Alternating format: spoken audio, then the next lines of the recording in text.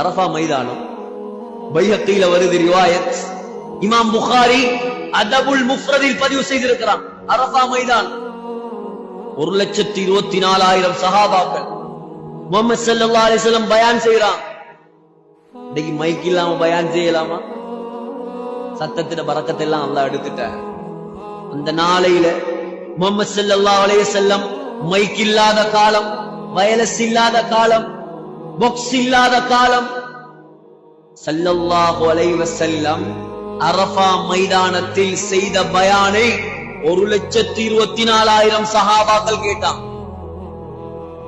1,24,000 சஹாபாக்கள் கேட்டாங்க. அவ்வளவு சத்தமா இருந்துச்சு பயான்.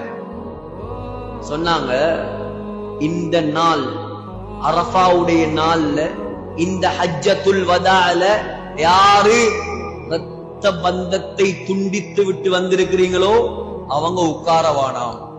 ஃபல்யகும் அன்னா, எழும்பி போங்க, எழும்பி போங்கண்டா.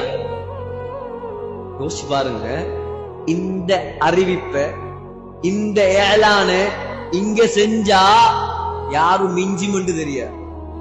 அவ்வளோ பிரச்சனை எங்களுக்குள்ள, அவ்வளோ சண்டை. நானாவோட, தாத்தாவோட, தம்பியோட, மாமாவோட, மச்சானோட, யாரோடையும் பேசுறது சண்டை சண்டை சண்டை. சஹாபாக்கள் என்ன இஸ்லாத்த வாயில வச்சவங்களா? வாழ்க்கையில எடுத்து நடந்தவங்க.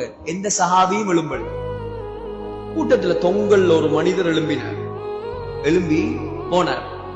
போய் வந்து உட்கார்ந்தார். கூப்பிட்டாங்க, அங்கே வா, அங்கே வா. என்ன விஷயம்?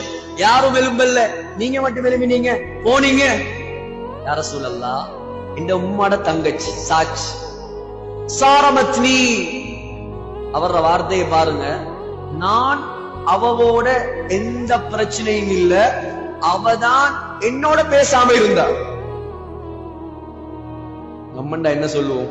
சரி சரி மௌலவி, நீங்க எவ்வளவு அடித்தொண்டையால கத்துறீங்க, பரவாயில்ல. அவர் வந்து பேசினா நான் பேசு. நான் போக வேண்டிய அவசியம் இல்லை. நான் என்னத்துக்கு செகண்ட் ஆகணும்? நான் போக வேண்டிய அவசியம் இல்ல.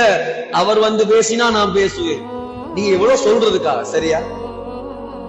சஹாபி சொன்னார், யா ரசூலல்லாஹ், நீங்க சொன்னதுக்கு பின்னால நான் எப்படி உட்கார்றேன்? அதான் எழும்பினேன், போனேன், அவ சந்திச்சேன், உறவாகினேன்.